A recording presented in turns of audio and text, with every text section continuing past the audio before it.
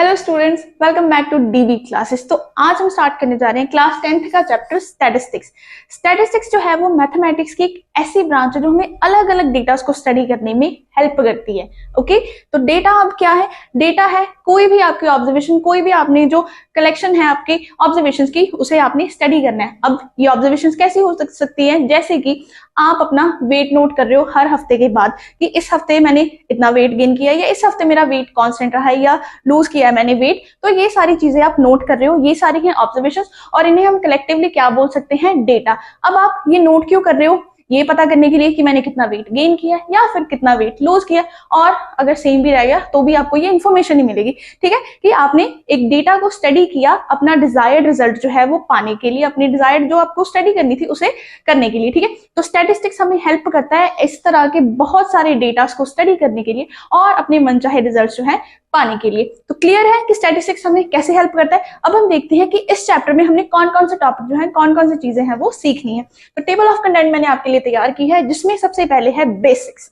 Basics में आएंगे statistics chapter करने के लिए जो भी इंपॉर्टेंट टर्म्स है, जो भी आपको पता होना चाहिए, वो हम सीखेंगे इस लेक्चर में, जिसमें हमने मेनली सारे के सारे बेसिक्स जो है वो कवर करने हैं। ओके, नेक्स्ट है mean median mode. Mean median mode जो है वो स्टैटिस्टिक्स के 3 बहुत ही इंपॉर्टेंट मेथड है। ये हमें किसी भी ऑब्जर्वेशन के, किसी भी डेटा सेट की सेंट्रल टेंडेंसी निकालने में हेल्प करते हैं। अब सेंट्रल टेंडेंसी क्या होती है ये मैं आपको बताऊंगी आगे वीडियो में, तो वीडियो में लास्ट तक जरूर बने रहिएगा। ठीक है, तो आज का लेक्चर जो है वो मेनली हमारे बेसिक्स को ही कवर करेगा, और इसमें हमने सारे बेसिक्स जो है वो कवर करने हैं। छोटी से बड़ी चीज तक हमने सारी चीज जो है वो इसमें कवर करनी है, जो भी हमें क्वेश्चन सॉल्व करने के लिए आगे चाहिए होगी।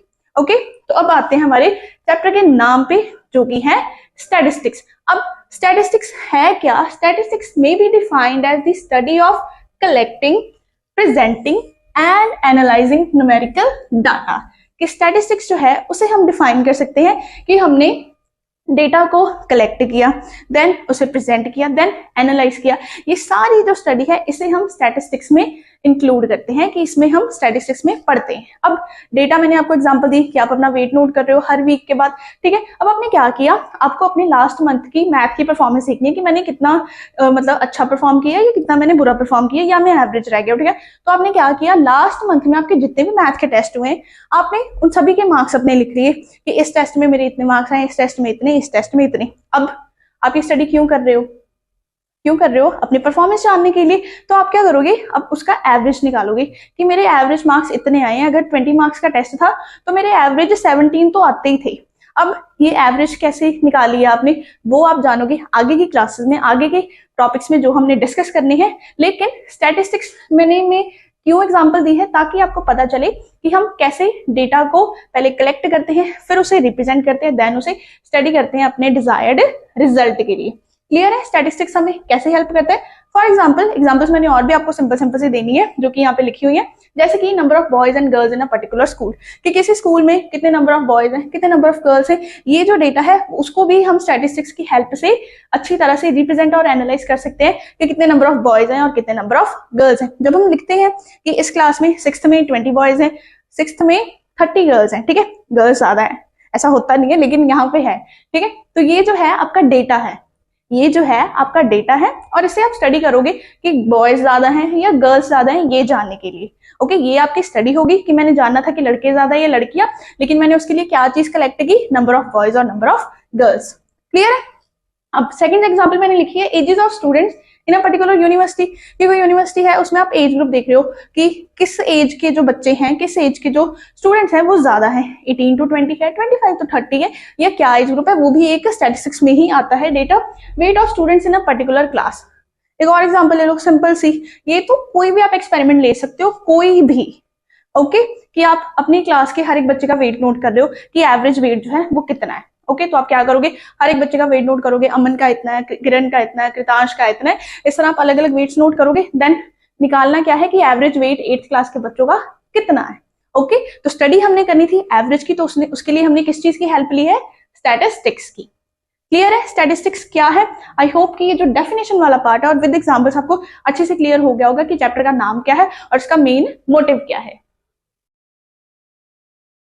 तो अब चैप्टर स्टार्ट करने से पहले हमें कुछ बहुत सी इंपॉर्टेंट टर्म्स जो हैं उन्हीं के बारे में जानना जरूरी है कि वो इंपॉर्टेंट टर्म्स क्या है और वो हमें कैसे हेल्प करेंगी आगे के पार्ट्स में, आगे के क्वेश्चन जो है उन्हें सॉल्व करने के लिए। तो ये मैंने कुछ टर्म्स लिखी हुई हैं, आगे भी कुछ और है, लेकिन सबसे पहले जो बेसिक टर्म्स है वो ये हैं। इन्हें देखते हैं कि ये क्या है और इनके क्या क्या मीनिंग है। तो फर्स्ट जो डेफिनेशन है वो है डेटा की। डेटा क्या है? डेटा एक टर्म है, अब वो क्या है उसे हम कैसे एक्सप्लेन कर सकते हैं, चलिए देखते हैं। It is defined as the collection of observation, measurements and facts that are used to analyze and make decisions। Data क्या है कि एक कलेक्शन है ऑब्जर्वेशंस की, मेजरमेंट्स की या फैक्ट्स की। कि जैसे मैंने आपको एग्जांपल दी थी विराट कोहली की कि आपने उसके हर एक जो स्कोर हैं वनडे मैचेस में वो आपने नोट किए हैं, ठीक है।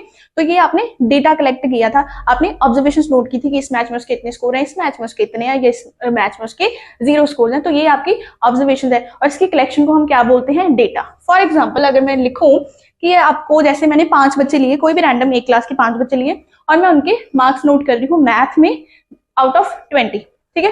कि आउट ऑफ 20 मैं 5 बच्चों के मार्क्स नोट कर रही हूँ मैथ के। तो पहले बच्चे के आए हैं 15, दूसरे के आए हैं 18, थर्ड के आए हैं 20 out of 20, that is very good, okay. Fourth student के आए हैं 10 और लास्ट स्टूडेंट जो है उसके आए हैं 14। तो ये जो है मैंने डेटा कलेक्ट किया है। अब डेटा क्या है? 5 स्टूडेंट्स के मार्क्स हैं out of 20 in mathematics test, ठीक है। ये मेरा डेटा है जिसमें मैंने अलग अलग ऑब्जर्वेशन जो है वो लिखी है। क्लियर है डेटा क्या होता है? अब नेक्स्ट टर्म है ऑब्जर्वेशन। ऑब्जर्वेशन क्या है? It is defined as the each numerical value in the given data. Each numerical value मतलब जिसे हम नंबर से रिप्रेजेंट करते हैं, ठीक है। तो इस ऑब्जर्वेशन में, इस डेटा में जो ये अलग अलग न्यूमेरिकल वैल्यूज है ना, जैसे 15, 18, 20, 10, 14, इन्हीं अलग अलग वैल्यूज को, इन्हीं एक सिंगल वैल्यू को हम क्या बोलते हैं? ऑब्जर्वेशन। जो हमारा डेटा सेट है उसमें जो अलग अलग वैल्यूज होती है, न्यूमेरिकल वैल्यूज होती है, उन्हें हम क्या बोलते हैं? ऑब्जर्वेशन। यानी कि 15 भी एक ऑब्जर्वेशन है, 18 भी एक ऑब्जर्वेशन है, 20, 10, 14 ये पांचों की पांचों क्या है? ऑब्जर्वेशंस। क्लियर? नेक्स्ट टर्म है फ्रीक्वेंसी। अब फ्रीक्वेंसी हमने साइंस में भी पढ़ी है, ओके। तो लेकिन अब यहाँ पे देखते हैं कि ये क्या है, ठीक है। फ्रीक्वेंसी है the number of times a specific observation appears. The number of times a specific observation appears in the given data is known as its frequency। कि एक जो ऑब्जर्वेशन है वो कितनी बारी हमारे डेटा सेट में अपेयर हो रही है, आ रही है, उसे हम क्या बोलते हैं? फ्रीक्वेंसी। सिर्फ बोलने से शायद ना समझ आए, एग्जांपल देके समझाती हूँ। अब 15 जो है इस पूरे डेटा सेट में कितनी बारी आ रहा है? सिर्फ एक बारी, तो यानी कि इसकी फ्रीक्वेंसी कितनी होगी? 1। 18 जो है पूरे डेटा सेट में, पूरे ये जो हमारी डेटा का सेट है उसमें कितनी बारी आ रहा है? सिर्फ 1 टाइम। इट मींस वो उसकी फ्रीक्वेंसी कितनी है? 1 है, कि वो 1 बार आ रहा है। सिमिलरली बाकी तीनों भी एक ही बार आ रहे हैं तो इनकी फ्रीक्वेंसी कितनी है? 1। अगर मैं यहाँ पे लिख दूं 20, एक और ऑब्जर्वेशन जो है वो बढ़ा दूं, तो 20 की फ्रीक्वेंसी कितनी हो जाएगी? अब 20 जो है वो एक बारी है, 2 बारी है, 2 बारी है, तो 20 की फ्रीक्वेंसी कितनी हो जाएगी? 2। यानी कि एक ऑब्जर्वेशन जो है वो एक डेटा सेट में कितनी बारी अपेयर हो रही है, कितनी बारी आ रही है, उसे हम क्या बोलते हैं? फ्रीक्वेंसी। क्लियर है जी? ये 3 टर्म्स। डेटा क्या था, उसमें जो वैल्यूज होती है उन्हें हम क्या बोलते हैं? ऑब्जर्वेशन। देन फ्रीक्वेंसी क्या होती है कि एक ऑब्जर्वेशन जो है वो कितनी बारी आगे अपियर हो रही है, आगे रिपीट हो रही है। क्लियर है ये 3 टर्म्स? अब हम इन तीनों चीजों को समझेंगे एक अच्छी सी एग्जांपल के साथ और समझेंगे कि हम इन्हें कैसे एक अच्छे तरीके से रिप्रेजेंट कर सकते हैं।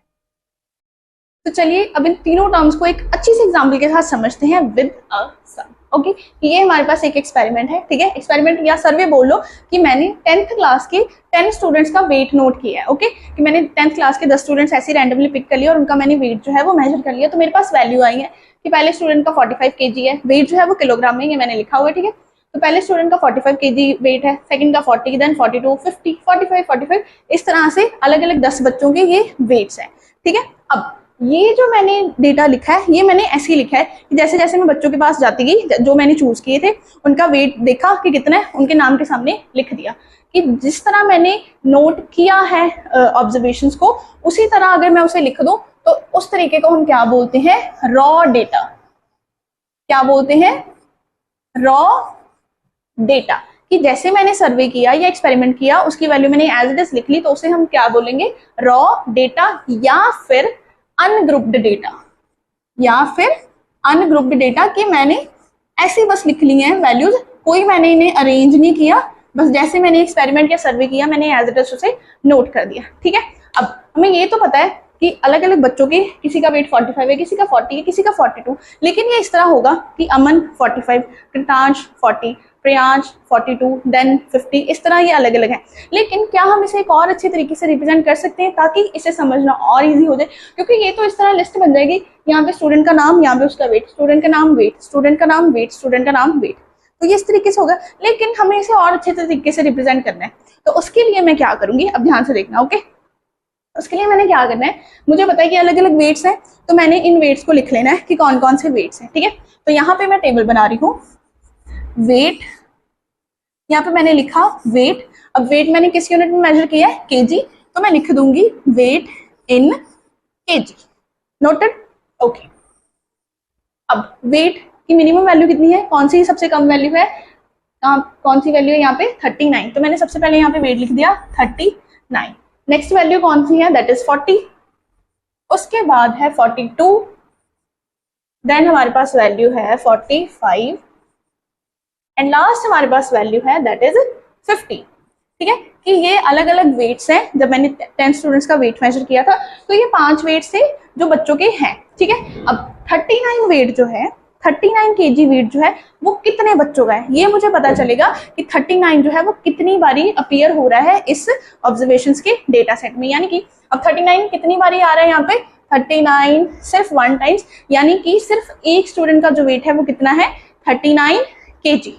क्लियर है, 39 जो है वो सिर्फ एक स्टूडेंट का वेट है, और ये मुझे क्या बता रहा है, 39 वेट की फ्रीक्वेंसी, कि 39 वेट जो है वो कितने बच्चों का वेट आ रहा है। फ्रीक्वेंसी को मैं रिप्रेजेंट करती हूँ स्मॉल एफ से, ओके। फ्रीक्वेंसी को मैं रिप्रेजेंट करती हूँ एफ से। फ्रीक्वेंसी हमें क्या बताता है कि कोई एक ऑब्जर्वेशन कितनी बारी अपेयर हो रही है। अब 39 कितनी बारी अपेयर हो रही थी, सिर्फ 1 टाइम्स, इट मीन्स उसकी फ्रीक्वेंसी कितनी है 1, इजी। सिमिलरली हम 40 के भी देख लेते हैं कि 40 केजी वेट जो है वो कितने बच्चों का है, तो 40 केजी वेट कितने बच्चों का है 1 2, यानी कि फ्रीक्वेंसी कितनी है 2।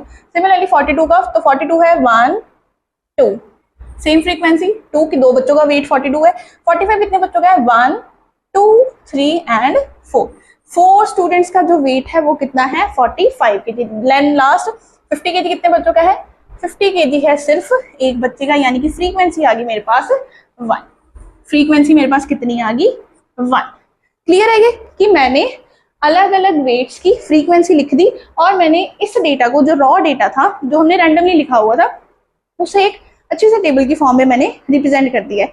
फ्रीक्वेंसी डिस्ट्रीब्यूशन टेबल हम इसे बोलते हैं, लेकिन ये एक नॉर्मल फ्रीक्वेंसी डिस्ट्रीब्यूशन टेबल नहीं है। इसे मैं बोलूंगी, अब ध्यान से सुनना, इसे मैं बोलूंगी discrete frequency distribution. Discrete frequency distribution.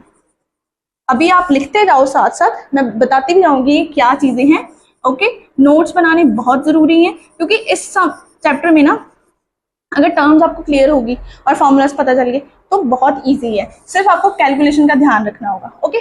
तो इस मेथड को हम बोलते हैं, इस टेबल को हम बोलते हैं डिस्क्रीट फ्रीक्वेंसी डिस्ट्रीब्यूशन।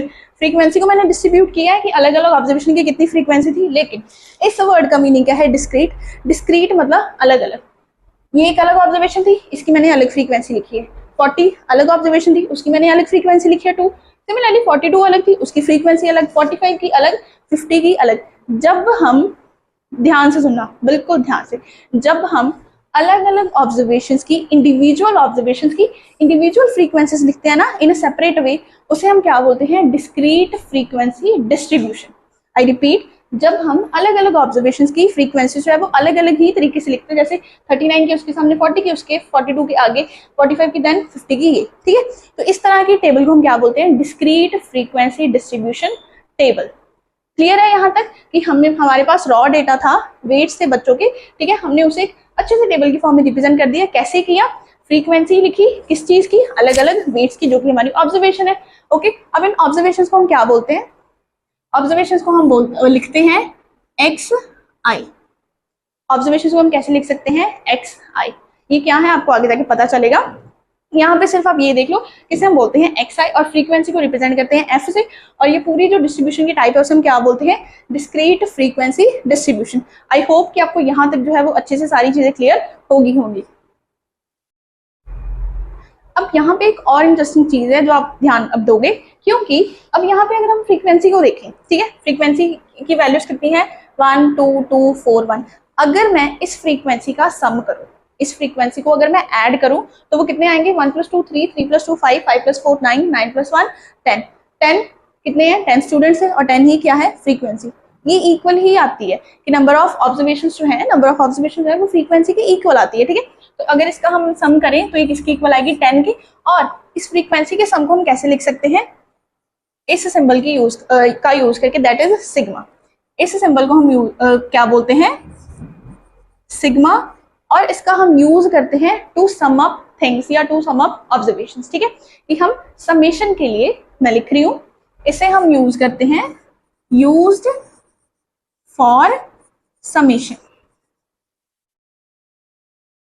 कि हम इन्हीं चीजों को ऐड करने के लिए यूज करते हैं। जैसे कि फ्रीक्वेंसी का समेशन है तो मैं इसे लिख सकती हूँ summation of F I, that is frequency. अब ये आई क्या है, आई वैल्यूज क्या है 1 से लेके 5 तक, कि 1 से लेके 5 तक की जो फ्रीक्वेंसी की वैल्यूज है, यानी कि 1 2 2 4 1, अगर मैं इन्हें ऐड करूं तो मेरे पास आंसर कितना आ रहा है 10। ये फॉर्मूला है, क्लियर है जी। ये थी हमारी discrete frequency distribution. Okay, then frequency का ऐड कैसे कर सकते हैं, उसको ऐड कैसे कर सकते हैं by using this formula sigma, sigma of F I, that is sigma मतलब ऐड करेंगे फ्रीक्वेंसी को, फ्रीक्वेंसी की वैल्यू कितनी है 1 से लेके 5 तक, 1 5 मतलब 1 2 3 4 5 नंबर ऑफ फ्रीक्वेंसीज, ठीक है। तो ये हमारे पास फ्रीक्वेंसी का सम आ जाएगा, क्लियर है यहाँ तक। तो अभी जो हमने बात की है डिस्क्रीट फ्रीक्वेंसी डिस्ट्रीब्यूशन की, वहां पे हमारे पास जो ऑब्जर्वेशन थी वो सिर्फ 10 थी, यानी कि बहुत कम थी। उसे हम सिंपल ऐसे 1 बाय 1 ऑब्जर्वेशन करके भी नोट कर सकते हैं, ठीक है। जैसे नाम के आगे उसका वेट, स्टूडेंट के नाम के आगे उसका वेट, तो अगर 10-12 स्टूडेंट है तब तो हम वो तरीका यूज कर सकते हैं और फ्रीक्वेंसी डिस्ट्रीब्यूशन का उसको डिस्क्रीट मेथड में रिप्रेजेंट कर सकते हैं।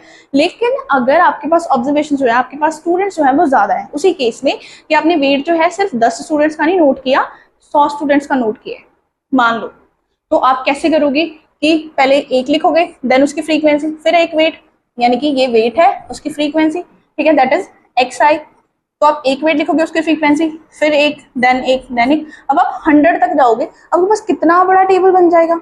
तो वो भी एक अच्छा मेथड नहीं है, उसे सही वे नहीं है रिप्रेजेंट करने का, है ना, पूरे डेटा को। तो अब जब हमारे पास ऑब्जर्वेशन जो है, जब हमारे पास, ध्यान से सुना, जब हमारे पास ऑब्जर्वेशन जो है वो बहुत ज्यादा हो जाती है तो हम उन ऑब्जर्वेशन का ग्रुप बना लेते हैं। ओके, जब हमारे पास नंबर ऑफ ऑब्जर्वेशन जो है वो बहुत ज्यादा हो जाती है तब हम उन ऑब्जर्वेशन को ग्रुप में लिख देते हैं, जिसे हम कैसे रिप्रेजेंट करते हैं by using grouped frequency distribution. Grouped frequency distribution, जिसे हम कंटिन्यूअस फ्रीक्वेंसी डिस्ट्रीब्यूशन भी बोलते हैं। ओके, ये जहाँ पे लिखा है कंटिन्यूअस फ्रीक्वेंसी डिस्ट्रीब्यूशन क्या होता है, जहां पे हम ऑब्जर्वेशंस को ग्रुप में लिखते हैं। ओके, अब कैसे लिखते हैं बताती हूँ। अब करना क्या है कि हमारे पास सेम एग्जांपल है, सेम वही केस है कि हमारे पास वेट थे अलग अलग स्टूडेंट्स के, तो वेट 35 से कर लो क्योंकि स्टूडेंट्स बड़े हैं, इतना भी कम क्या ही होगा, या हाँ 35 से कर लो आप, क्योंकि कई बच्चे बहुत पतले भी होते हैं। तो हमने वेट लिखने स्टार्ट कर दिए, वेट मैंने लिख रही हूँ यहाँ पे, वेट केजी में मेजर होते हैं तो केजी जरूर लिखना है। देन इस तरफ क्या आएगी इसकी फ्रीक्वेंसी। ओके, ये आ गई फ्रीक्वेंसी, यहाँ पे हम कुछ और लिखेंगे, उसके लिए आपको आगे देखना होगा, ठीक है। तो अब वेट जो है मैं 35 से स्टार्ट करी हूँ, 35 से 45 तक मैंने ले ली, एक ग्रुप बना लिया मैंने। ओके, 35 से 45 एक ग्रुप है, 45 से 55 एक ग्रुप है, 55 से 65 जो है वो एक ग्रुप है। अब कई बच्चे थोड़े ज्यादा हेल्दी भी हैं, थोड़े ज्यादा मेच्योर हो गए हैं, तो उनके लिए हमने क्या किया 65 से 75, तो मैंने ये ग्रुप्स बना लिए, ठीक है।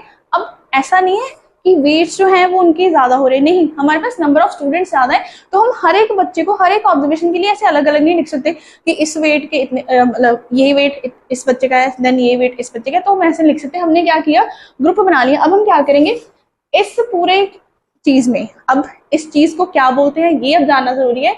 ये जो चीज है इसे हम बोलते हैं क्लास इंटरवल, इसे हम कहते हैं क्लास इंटरवल।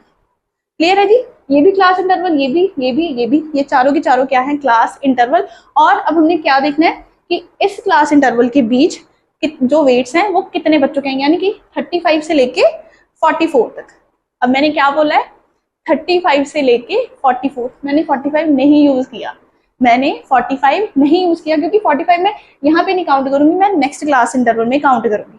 अब ये क्या है वो मैं आपको बताऊंगी, साथ ही साथ वो दो अलग चीजें हैं आपको एक साथ समझाऊंगी। लेकिन यहाँ पे क्या होगा कि मैंने 35 से 44 के बीच में जितने भी वेट्स हैं वो कितने बच्चों के हैं वो यहाँ पे मैं लिख दूंगी एज देयर फ्रीक्वेंसी, ठीक है, केस ऑब्जर्वेशन की फ्रीक्वेंसी।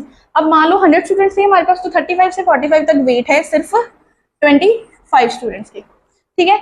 नेक्स्ट क्लास इंटरवल में बच्चे आ रहे हैं हमारे पास फिर से 25, ठीक है, ये होगी 50। अब बच्चे कितने हैं 50, ठीक है, सॉरी 50 बच्चे हैं क्योंकि टोटल 100 है, तो यहाँ पे मैंने कर दिया 30 और यहाँ पे मैंने कर दिया 20।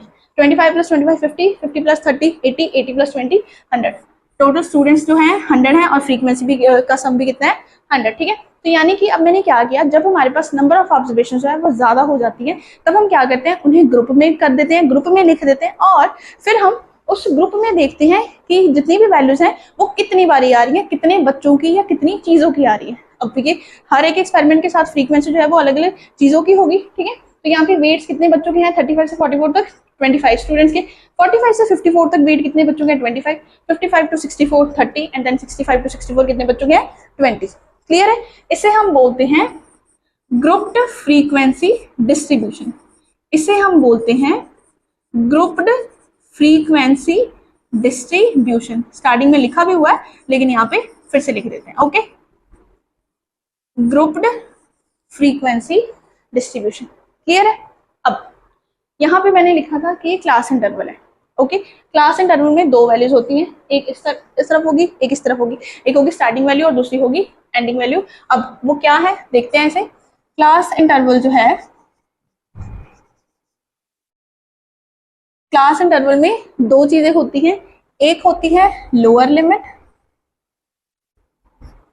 क्लास इंटरवल में दो वैल्यूज होती हैं, एक होती है लोअर लिमिट, दूसरी होती है अपर लिमिट, कि लोअर वैल्यू कितनी है और अपर वैल्यू कितनी है। क्लियर है? एक होती है लोअर लिमिट, दूसरी होती है अपर लिमिट। अगर मैं यही क्लास इंटरवल लूं 35 से 45 तो इसमें लोअर लिमिट कितनी होगी, this is the lower limit that is denoted by L dot L and 45 is the upper limit and denoted by U dot L short form, lower limit upper limit।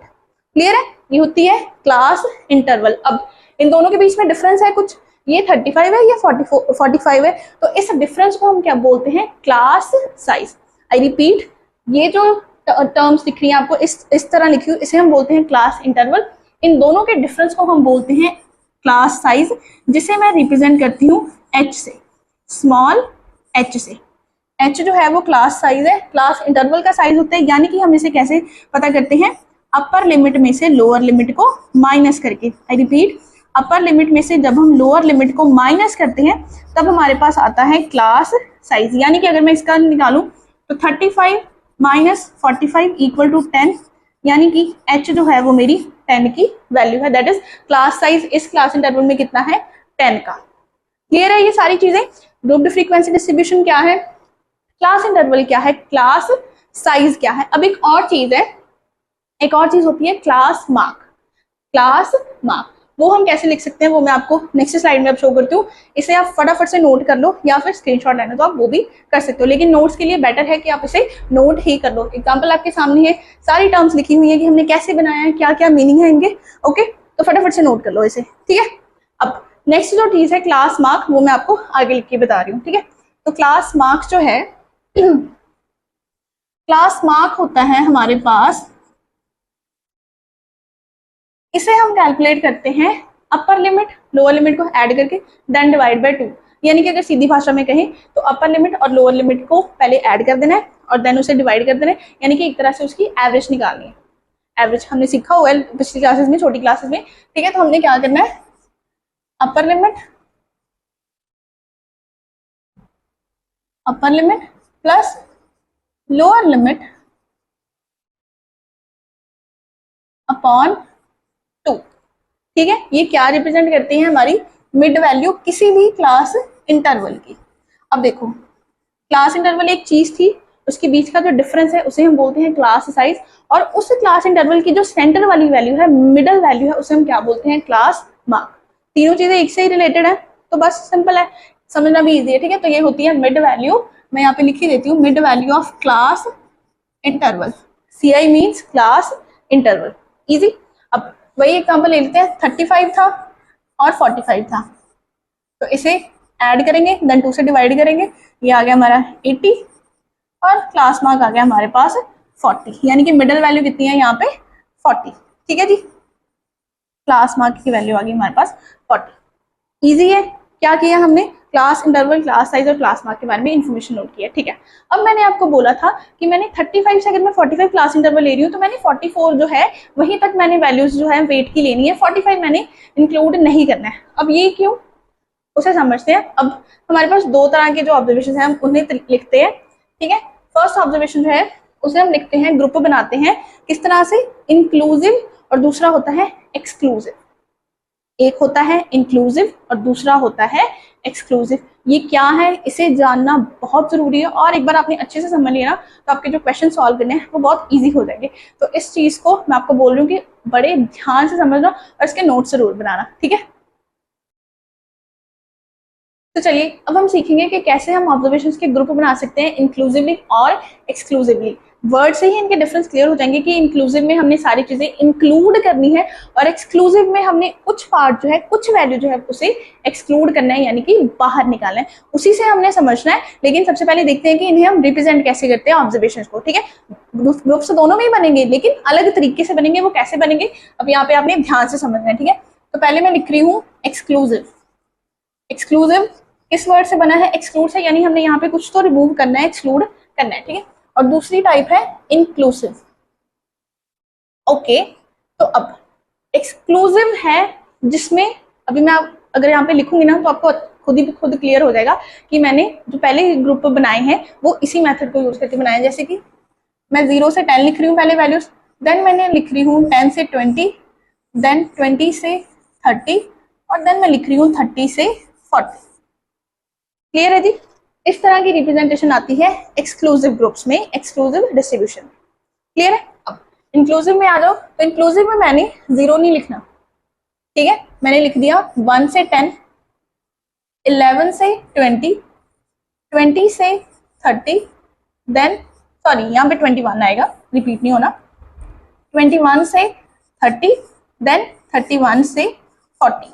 Okay, exclusive में मुझे दिख रहा है कि ये जो मेरी 10 value है वो 2 क्लास इंटरवल्स में रिपीट हो रही है, एक में वो अपर लिमिट है, दूसरे में वो क्या है, लोअर लिमिट। सिमिलरली 20 जो है वो यहाँ पे अपर है लिमिट है और यहाँ पे लोअर लिमिट है। सिमिलरली 30 यहाँ पे अपर लिमिट है और यहाँ पे लोअर लिमिट है, क्योंकि वो यहाँ पे रिपीट हो रही है, वैल्यू रिपीट हो रही है। लेकिन अब इस तरफ देखो इंक्लूसिव में तो क्या हो रहा है, 1 से 10 तक वैल्यूज है, 1 भी नहीं रिपीट हो रहा, 10 भी नहीं रिपीट हो रहा। नेक्स्ट जो क्लास इंटरवल है वो मैंने 11 से स्टार्ट किया है, 10 को एक ही क्लास इंटरवल में लिखा है, उसके आगे मैंने उसे इंक्लूड ही नहीं किया। ठीक है, देन नेक्स्ट है 21 से 30, 31 से 40। यहाँ पे सारे अपर लिमिट्स और लोअर लिमिट्स जो है वो एक दूसरे के बिल्कुल डिफरेंट है। ओके, लेकिन यहाँ पे क्या है कि जो एक की अपर लिमिट है वो दूसरे की लोअर लिमिट जरूर है। इसी तरह है, यहाँ पे अपर लिमिट है, यहाँ पे लोअर लिमिट, यहाँ पे अपर, यहाँ पे लोअर, यहाँ पे अपर, यहाँ पे लोअर। एक तो ये रिप्रेजेंटेशन का फर्क है। अब इसे कैसे स्टडी करना है, कैसे हमने इसे यूज करना है, तो अब 10 जो है वो 2 क्लास इंटरवल्स में है, तो हम इसे किस में यूज करेंगे, यहाँ पे यूज करेंगे या यहाँ पे यूज करेंगे, ये ध्यान से सुनना, क्योंकि बच्चे जो है मोस्टली इसी में गलती करते हैं। ठीक है, बहुत से बच्चे जो है वो यहाँ पे गलती कर देते हैं, लेकिन अगर आपने इसे ध्यान से समझ लिया तो नहीं कुछ होगा। ठीक है, अब इस क्लास इंटरवल में जो एक्सक्लूसिव टाइप के ग्रुप्स होते हैं वहां पे हमने जो अपर लिमिट्स होती है ना उन्हें काउंट नहीं करना होता है। ध्यान से सुनना, अपर लिमिट्स जो होती हैं एक्सक्लूसिव इवेंट्स में उन्हें हम काउंट नहीं करते। क्लियर है, उन्हें हम काउंट नहीं करते। हम कौन सी ऑब्जर्वेशंस लेते हैं, 0 से लेके 9 तक। 10 नहीं लेना, क्यों नहीं 10 लेना, क्योंकि 10 हम काउंट करेंगे यहाँ पे। हम सिर्फ लोअर लिमिट से स्टार्ट करते हैं वैल्यूज, और अपर लिमिट जो है उसे हम एक्सक्लूड नहीं करते, उससे पहले वाली वैल्यूज लेते हैं। जैसे कि यहाँ पे वैल्यूज आएंगी 0 से लेके 9 तक, काउंट जो करनी है, लिखना नहीं है इस तरीके से, ये समझाने के लिए बता रही हूँ। 0 से लेके 9 तक वैल्यूज काउंट करनी है, देन यहाँ पे 10 से लेके 19 तक, फिर 20 से लेके 29 तक, देन 30 से लेके 39 तक, यानी कि वैल्यूज हमारी सारी हो जाएंगी। और अगर हमने 40 काउंट करना है तो मुझे यहाँ पे 40 से लेके 50 तक एक और बनाना पड़ेगा, ताकि मेरी जो 40 वाली वैल्यू है वो भी काउंट हो जाए। क्लियर है, तो यानी कि हम एक्सक्लूसिव जो ग्रुप्स होते हैं वहां पे हम अपर लिमिट जो है उसे काउंट नहीं करते, क्योंकि अगर हमने यहाँ पे भी काउंट कर लिया और यहाँ पे भी काउंट कर लिया वो तो ऑब्जर्वेशन 2 बार रिपीट होगी। अब एक ऑब्जर्वेशन जो है अगर एक बार ही आई तो हम उसे 2 बार कैसे लिख सकते हैं? उसकी फ्रीक्वेंसी अगर 1 है तो हम उसे 2 बार ही कैसे लिख सकते हैं? वो तो हमारे पूरा डेटा सेट को खराब कर देगी, होगा ना, खराब हो जाएगी, क्योंकि फ्रीक्वेंसी हमने बढ़ा दी है अपनी गलती से। नो, हमने ऐसा कुछ नहीं करना। हमने क्या करना है, एक इंटरवल में जो हमें गिवन इंटरवल है उसमें अपर लिमिट को एक्सक्लूड कर देना है और सिर्फ लोअर लिमिट से वैल्यू स्टार्ट करनी है और उससे एक कम में खत्म कर देनी है। दैट इज 0 से लेके 9 तक देखेंगे, फिर 10 से लेके 19, 21 से 20 से लेके 29, इस तरह हमने इसे स्टडी करना है। ओके, लेकिन इंक्लूसिव में ऐसा कुछ नहीं है।